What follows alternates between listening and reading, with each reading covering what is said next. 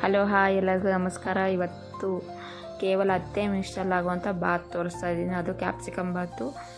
ಎಷ್ಟು ಚೆನ್ನಾಗಿರುತ್ತೆ ಗೊತ್ತಾ, ಒಂದ್ಸಲ ಟ್ರೈ ಮಾಡಿ. ಇದು ಮಕ್ಕಳು ಲಂಚ್ ಬಾಕ್ಸ್ಗೆ, ಬೆಳಗ್ಗೆ ಟಿಫನ್ಗೆ ಎರಡಕ್ಕೂ ಚೆನ್ನಾಗಿರುತ್ತೆ. ಬನ್ನಿ ಮಾಡೋದು ನೋಡೋಣ.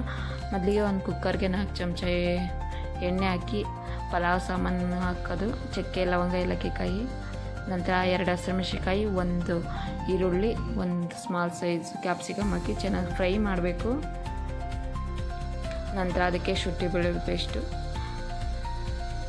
ಹಾಕಿ ಸ್ವಲ್ಪ ಹಸಿ ವಾಸನೆ ಹೋಗು ಫ್ರೈ ಮಾಡಬೇಕು. ನಂತರ ಅದಕ್ಕೆ ಟೊಮೊಟೊ ಹಾಕಬೇಕು.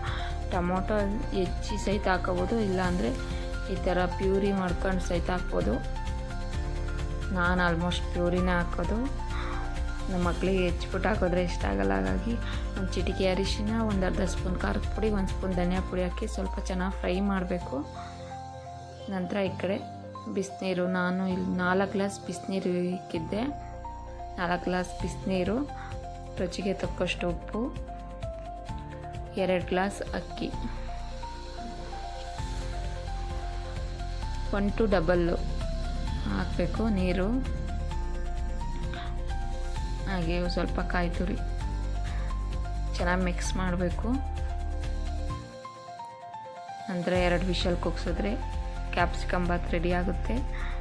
ತುಂಬಾ ರುಚಿಯಾಗಿರುತ್ತೆ. ಒಂದ್ಸಲ ಟ್ರೈ ಮಾಡಿ. ನಮ್ಮ ಚಾನಲ್ನ ಸಬ್ಸ್ಕ್ರೈಬ್ ಮಾಡ್ಕೊಳ್ಳಿ, ಕಮೆಂಟ್ ಮಾಡಿ, ಶೇರ್ ಮಾಡಿ.